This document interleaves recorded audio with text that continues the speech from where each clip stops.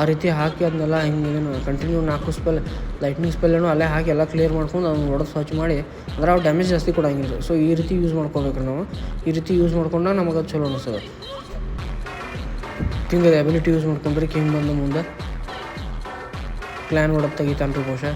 ಹೊಡೆದ ಇನ್ನು town hall ಹೋಗತ್ತರಲ್ಲಿ ಎಷ್ಟು ಟೌನ್ ಹಾಲ್ ಕಂಪ್ಲೀಟ್ ಆತು ರೀ. ಇನ್ನು ಡಾರ್ಕ್ ಎಕ್ಸಾಲಿಯರ್ ಜಾಸ್ತಿ ಇಲ್ಲ, 2,500 ಅಷ್ಟೇ ಅದ ರೀ, ಅದು ಕ್ಲಿಯರ್ ಆಗ್ತೈತಿ.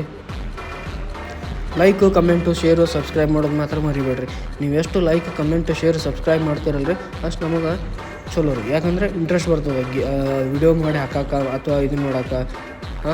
ನಾವು ಡೈಲಿ ಇದಕ್ಕಂತೇಳಿ 1 ತಾಸು ತೆಗೆದಿಟ್ಟಿರ್ತೀವಿ ರೀ. ಸೊ ಅದನ್ನೆಲ್ಲ ಎಫರ್ಟನ್ನು ಏನು ಮಾಡೋಕೆ ಹೋಗ್ಬೇಡ್ರಿ. Please like share comment subscribe ಮಾಡಿರಿ.